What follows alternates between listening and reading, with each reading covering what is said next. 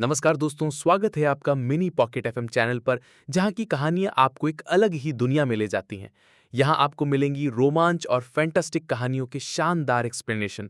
और अगर आप स्टोरी के ऑडियो सुनने के शौकीन हैं, तो आप हमारे चैनल मिनी पॉकेट एफएम को सब्सक्राइब करना ना भूलें। आज मैं आपके लिए लेकर आया हूं न्यू स्टोरी का नया और धमाकेदार एपिसोड। यकीन मानिए, आज का सफर आपको रोमांच और मस्ती से भर देगा। और हाँ दोस्तों, अगर आपने अभी तक हमारी कहानियां YouTube पर नहीं देखी, तो अभी हमारे चैनल को सब्सक्राइब करें ताकि आप कोई भी मजेदार एपिसोड मिस ना करें। ध्यान रहे, ये कहानी पूरी तरह से काल्पनिक है। इसे केवल मनोरंजन के लिए बनाया गया है। इसे असलियत से जोड़ने की कोशिश ना करें। तो चलिए, बिना किसी देरी के शुरू करते हैं आज का ये शानदार एपिसोड। तैयार हो जाइए एक नई और अद्भुत दुनिया में कदम रखने के लिए। एपिसोड 5 राहुल की धमकी। वो सीनियर अपने चोटों से ठीक होने के बाद अधीर का शुक्रिया अदा करता है। ये देख उन गार्ड में से एक बोलता है, बॉस आप ये क्यों कर रहे हैं? अपना शुक्रिया करते हुए देख अधीर उस सीनियर से बिना किसी इमोशन के कहता है, ऐसा कुछ नहीं है। मैंने देखा कि आपका कोई गलत इरादा नहीं था, अन्यथा इसका परिणाम अलग होता। इस पर वो सीनियर मुस्कुराते हुए कहता है, छोटा भाई वास्तव में मजाक करना जानते हैं। इस पर अधीर नाम में सिर हिलाते हुए कहता है, ये कोई मजाक नहीं है। ऐसे बात सुन वो सीनियर अपने मन में सोचता है, क्या ये वास्तव में श्रेष्ठ क्षेत्र में है? फिर वो सीनियर अधीर से कहता है, छोटे भाई सच बताऊं? अभी वो सीनियर अधीर से कुछ बोल ही वाला था कि उसका गार्ड तुरंत ही बीच में रोक देता है और कहता है, छोटी मैडम की ब्लॉकिंग कोर एक पुरानी चोट है। यहां तक कि आनंद नरेश भी इसका इलाज नहीं कर सकता, तो क्या ये इसका इलाज कर सकता है? क्योंकि वो गार्ड समझ गया था कि उनका बॉस क्या कहने वाला था, इसलिए वो अपने बॉस को बीच में रोक देता है। फिर से वो गार्ड कहता है, मैं जो देख रहा हूं उसके अनुसार ये सिर्फ एक झूठा ठग है। बॉस आपको फिर से सोचने की जरूरत है। लेकिन वो सीनियर अपने गार्ड की बात को पूरी तरह नजरअंदाज करता है और अधीर से बोलते हैं, मेरी एक बेटी है जिसका कोर कई वर्षों से मेरी ही तरह ब्लॉक है। मुझे आशा है कि छोटा भाई मेरी ये छोटी सी मदद कर सकता है।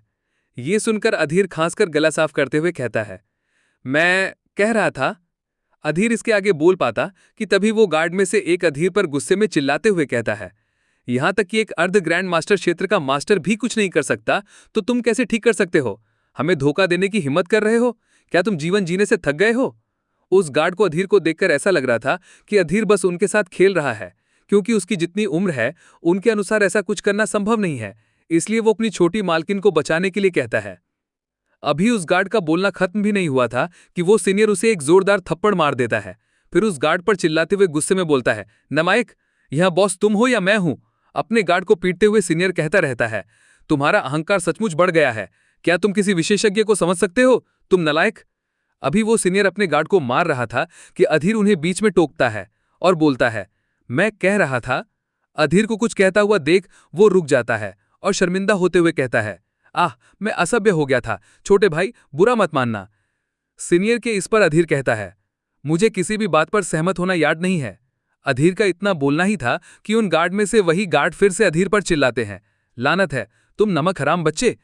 वो गार्ड अपनी बात पूरा कर पाता कि वो अपने बॉस को खुद को गुस्से में घूरता हुआ देख चुप हो जाता है।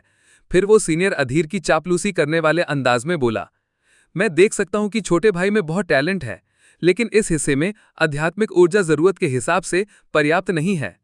वो सीनियर अधीर को मनाने के भाव से कहता है, वो बस इतना चाहता था कि अधीर उसके गार्ड की बातों का बुरा ना माने, क्योंकि उसे अपनी बेटी को ठीक करने के लिए एक उम्मीद मिली और वो गार्ड की वजह से इसे खोना नहीं चाहेगा।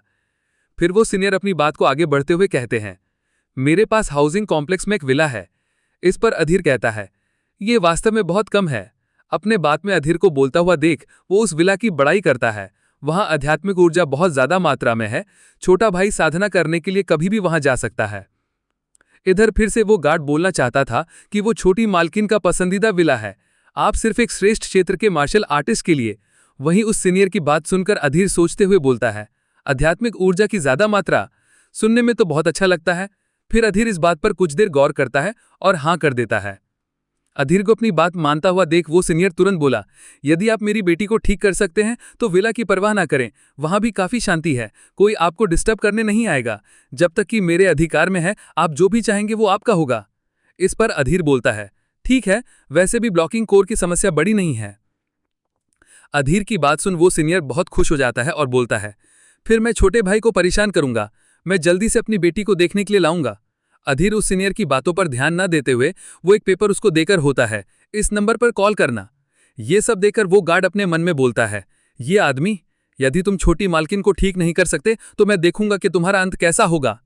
फिर अधीर अकेले ही अपने हॉस्टल रूम की ओर जाने लगता है, क्योंकि उसने पहले ही अंकुश को वहां से भेज दिया था।